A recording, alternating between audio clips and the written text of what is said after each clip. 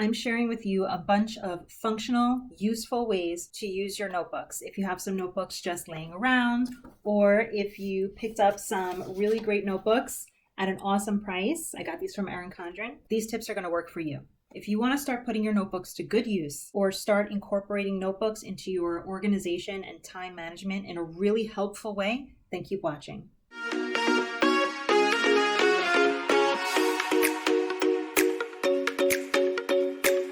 There are a lot of fabulous uses for notebooks in this video. So if you want to skip around and find something you like, I also have the time stamps in the description. I have been trying to organize my office space and pulling things out, and I realized I have like 10 notebooks, and they're all very special to me. Notebooks have been my best friend for like 3 years. They've always been there for me with a clean slate, just to listen. They don't judge. And even if I rip a page out, the next one is always there. I forgive you. Let's start over. Notebooks can be functional. They can be therapeutic. They can keep schedules.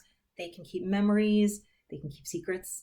I'm going to show you how I use them right now. Notebook number 1 is very important to me. It's a running to-do list keeper. It holds everything that I need to do that I haven't done yet. One of my issues with time management is that I can't schedule a task with like a date and a time to it because my day is always so chaotic. So having a running list of things I have to do is something that I can look at in the morning or in the evening, more preferably, and just pull out 2 or 3 things at most that absolutely need to get done the next day. Or I can even group a few like things together, like for example, if they're in the same room, or if they have to do with the same thing, or if I want to bake a few things and the oven will be on. I can grab those things from the list. I can check them off, cross them out, erase them, whatever. Plus, a running to-do list is a place you can use when something just pops into your head, like, oh, I have to change the light bulb in the bathroom. Write it down right away on that list instead of the closest back of piece of paper that's definitely going to get thrown out that day. One tip is keep this notebook small. So you can either bring it with you where you're going if you leave the house, or it's not a big hassle to keep it with you while you're walking around, because that's how things get lost in the shuffle. If you write on something else instead, it's not going to get in that notebook and then it's not going to get done. Notebook number 2, the done list notebook. This is my second favorite notebook for sure. And it can even be on the back of your to-do list. If you keep separate planners for home and work and your side business, like I do, the whole day can sort of be like a tornado mishmash of things coming from all different places. And it's hard to remember what you even did, if you did it or not. And having to go to each planner to see like if it was checked off or not is kind of annoying, and it takes up a lot of time. My hope is that you're only giving yourself 2 or 3 really important things that you have to do each day. And if you are, then you can just keep a tiny little space, your done list, either on the other side of your to-do list notebook, or if you want to keep a separate notebook for it. It's not going to take up a lot of space at all. And it's something that you can look back on at the end of the day and say, or in the beginning of the next day and say, yes, I actually did get that done. And you'll be able to feel it instead of trying to remember or going to different places and different lists to see if you actually did the thing. And you'll be able to tell a lot better what your next day is going to look like. Notebook number 3, a schedule keeper, or some people call it a bullet journal. It can be a bullet journal if you want it to be, but it could also just keep your schedule. I made a bullet journal a few years ago. And besides the fact that everything was exactly the way I wanted it to be, and I wasn't confined to certain color schemes, like if you were to buy a planner from a store and it's the same color every single page. Besides that, it was so also therapeutic to write out the little numbers for the month and make the page look as simple or as creative as I wanted to, and try out using a whole page for a day or a whole page for a week. It's so fluid, and it can be as simple or as elaborate and creative as you want it to be. Instagram and Pinterest are the best places to look for inspiration if you're picking up just a plain notebook instead of buying a planner, which can be pretty pricey sometimes. Notebook number 4, essential. the Brain Dump Notebook. I have a very long, very thorough blog post on this. Your brain does not double as a filing cabinet. It pulls random memories based on whatever you're looking at the time. My Brain Dump Notebook is a little bit structured. I have columns for, I think one is for work, one is for home, one is for my side business, and then 3 things I'm grateful for on that day, whatever day I decide that I need to just let some thoughts out. That way, when I go back to it and I'm looking for that idea for that Etsy printable that I wanted to make for my Etsy shop, I'm not trying to find it in between the I hate dishes and I need to follow up on that accounts receivable, blah, blah, blah. I'm not looking at a page of just totally random things trying to find that one idea that I had. But your Brain Dump Notebook can literally be just writing down every single thing that's in your head in that order, just to get it out on paper to clear your mind. My blog post all about using brain dumping in a controlled way to convert the random thoughts into the taken care of box there's a link in the description for it. If you're someone who holds a lot of information in your head and you forget things sometimes, and sometimes they're really important, that's a blog post that you definitely want to read. The next notebook I have is a brainstorming notebook. Very different from the Brain Dump Notebook. This is space where if you have a side business or you work in a creative field, or even if you're thinking about planning a dream vacation or birthday celebration, it's where you can keep your creative ideas. For example, I have an Etsy shop, the link's in the description. I take half a page and I can sketch out what I want the printable to look like and maybe jot down some keyword ideas, make sure that it's something that people would be looking for, that would be helpful for people solving a problem for them. And I can think that out, that creative process out, and keep it on the paper. And then when it comes time to making something, I can look back at my notebook, and if I used it, great, I can check it off. If I decided not to use it because it wasn't a good idea, I also check it off.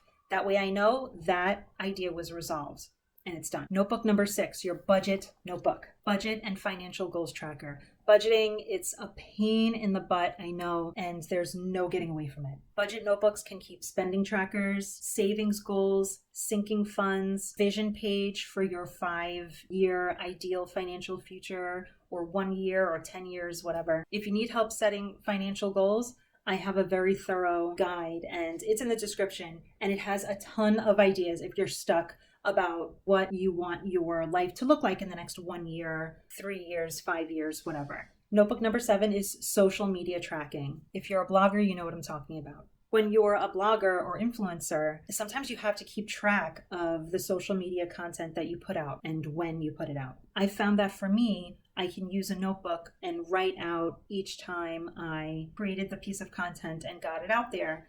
That way I can just skim through the notebook, the last page or two, and know what I did and get some ideas about what content needs updating. For example, Pinterest, what pieces of content can use a new pin and stuff like that. Notebook number 8 is your reading log, to keep special quotes or ideas from books that you're reading. Instead of highlighting the book or writing in the margins and then you can't remember what page it was at and you're always like skimming the book trying to find it. A notebook is much, much easier. And this is especially helpful for when you're reading those nonfiction, motivational, self-help books. They usually have those action steps that you want to remember to take, or examples that you want to think back on and use them in your situation, or even use as a prompt for notebook number 9, which is a journal. This can be an overall journal, day to day, what your thoughts are, what your mood is, or you can journal for a specific purpose. For example, right now I'm using journal prompts specifically surrounding money. So I write out my emotions surrounding money, my fears about spending or keeping money, and how I can just work on a more positive relationship with money in general. And it's extremely helpful. But a journal can be for anything you want to examine more closely. Notebook number 10, a goal tracker or habit tracker. I highly recommend using a 3-subject notebook or a 4-subject notebook. I got this one at Erin Condren. It looked like it was the the only tabbed notebook that they had. But you can obviously just grab tabs from the dollar store or Hobby Lobby or Michael's or something like that and create different sections in any notebook. But this one just happened to have tabs on them.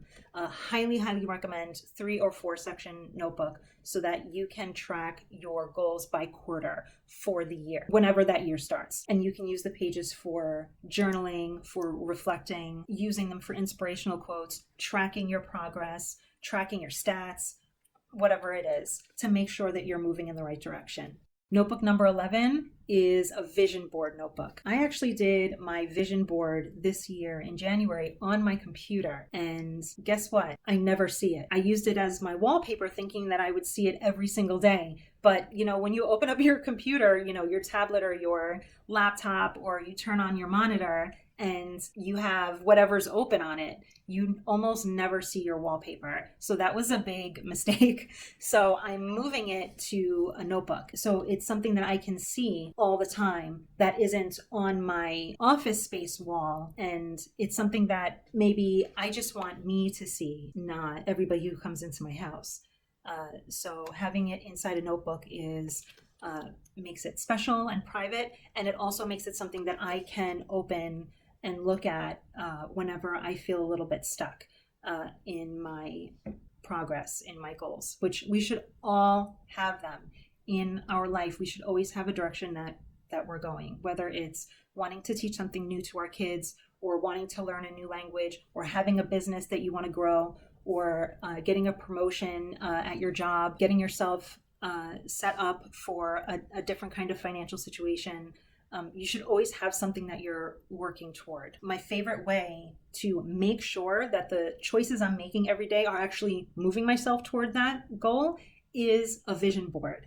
And even if it's in your notebook, sayings, pictures, quotes, even with wherever it is that you want to be, like a picture of, if you want to take a trip to Bali or something, and you just tape a little picture of yourself in the picture of Bali, just so you can envision yourself being there, and make sure that you're putting that money aside so that you can get to Bali when the world opens up again. You can even keep your vision board for the different aspects of your life in each notebook. For example, if you have your budgeting notebook, maybe the first page could be a screenshot of a bank account where the number in the bank account is $100,000 or something like that. And you keep that picture in your notebook to remind yourself that that's that big dream goal that you want, is $100,000 in your savings account, whatever it is. Notebook number 12 is your routines notebook. This can be your morning routine. It can include your evening routine, home maintenance routines,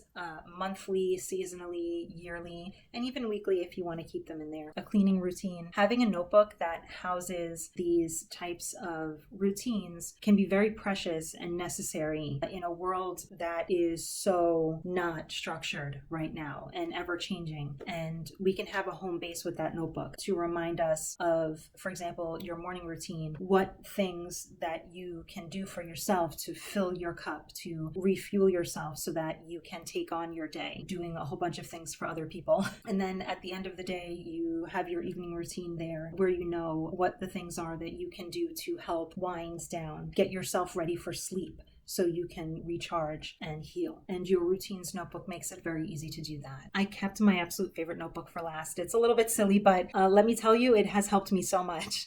My handwriting is so bad. It's embarrassingly bad. And handwriting practice is something that I use in my evening routine to slow down and help with my muscle memory. And my favorite thing to do is scroll through Etsy and look for the one-page hand lettering printables that you can get for $1. And they help you with your brush lettering if you have that kind of journal creativity in you, or even just as simple as print handwriting or script handwriting. And it really helps to keep my handwriting neat when I need it to be, because all day long I'm going at 150 miles an hour, and anything I need to write down is just scribble, and I can't even remember what I wrote half the time. And then I want to write a nice thank you note and my handwriting looks like crap. right? So this type of journal that I use to practice handwriting in an intentional way is a really great way to wind down for me. It's something that I use in my evening routine that really helps tremendously to just calm my body down and be intentional about something and keep myself in that nice calm state. If you have any cool ideas for how you use notebooks, I'd love to hear about them. So please put them in the comments below. If you found this video helpful, please give it a like, and I'll see you next time.